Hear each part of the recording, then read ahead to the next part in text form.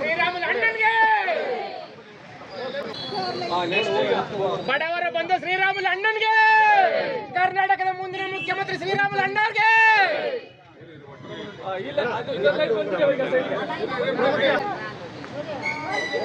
ಈ ಕಡೆ ಅಣ್ಣ, ಈ ಕಡೆ ನೋಡಿ ಅಣ್ಣ, ಮಧ್ಯ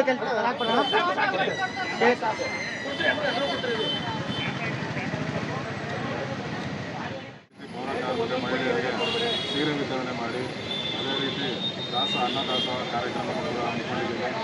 ಮುಂದಿನ ದಿನಗಳಲ್ಲಿ ಶ್ರೀರಾಮುಲುವಾಗಿ ರಾಜ್ಯದ ಸುತ್ತ ನೀಡುವ ಮುಖ್ಯಮಂತ್ರಿ ಆಗುವಂಥ ಎಲ್ಲ ಆರಾಧ್ಯಗಳ ಇರೋದ್ರಿಂದ ಮುಂದಿನ ದಿನಗಳಲ್ಲಿ ಮುಖ್ಯಮಂತ್ರಿಯಾಗಿ ರಾಜ್ಯನ ಆಡಳಿ ಅದೇ ರೀತಿಯಂಥ ವಿನಾಯಕನಲ್ಲಿ ಪ್ರಾರ್ಥನೆ ಮಾಡಿಕೊಂಡಿದ್ದೇವೆ. ಹೆಚ್ಚಿನ ಶಕ್ತಿಯನ್ನು ನೀಡಲಿ ಅಂತ ಈ ಮೂಲಕ ಪ್ರಭಾಕರ್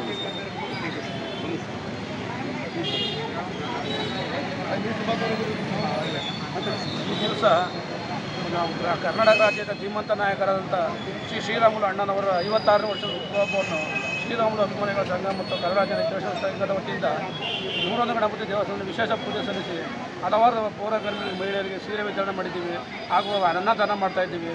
ಮುಂದಿನ ದಿನಗಳಲ್ಲಿ ಅವರು ಮುಂದಿನ ಬಿಜೆಪಿಯಿಂದ ಮುಂದೆ ಗೆದ್ದು ಮುಂದಿನ ಮುಖ್ಯಮಂತ್ರಿ ಆಗಲಿ ಅಂದರೆ ಎಲ್ಲ ಆಶೆ ಪಡ್ತೀವಿ. ಶ್ರೀಧನಾಯ್ಕ ಹುಟ್ಟುಹಬ್ಬದ ಶುಭಾಶಯಗಳು. ಹಾಗೂ ಅಭಿಮಾನಿಗಳು ಕರ್ನಾಟಕದಾದ್ಯಂತ ಅವರ ಹುಟ್ಟುಹಬ್ಬವನ್ನು ಆಚರಿಸುತ್ತಿದ್ದಾರೆ. ಹಾಗೂ ಈಗ ಮೈಸೂರಿನಲ್ಲಿ 101 ಗಣಪತಿಯ ಪೂಜೆ ಸಲ್ಲಿಸಿ ಅನ್ನ ಸಮರ್ಪಣೆ ಹಾಗೂ ಸೀರೆ ವಿತರಣೆಯನ್ನು ಪೌರಕಾರ್ಮಿಕರಿಗೆ ನಿರ್ಧರಿಸಲಾಗಿದೆ. H R Prakash.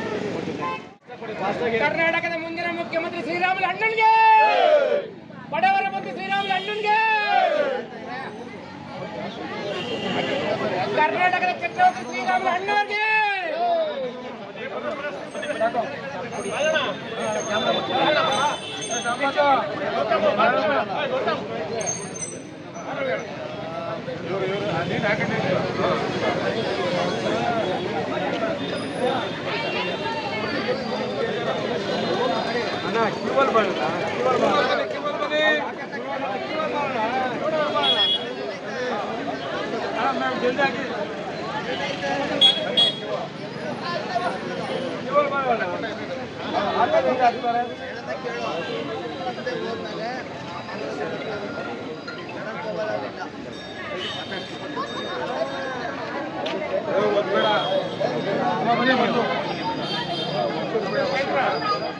ವರ್ಷದ ಹುಟ್ಟುಹಬ್ಬದ ಶುಭಾಶಯಗಳು.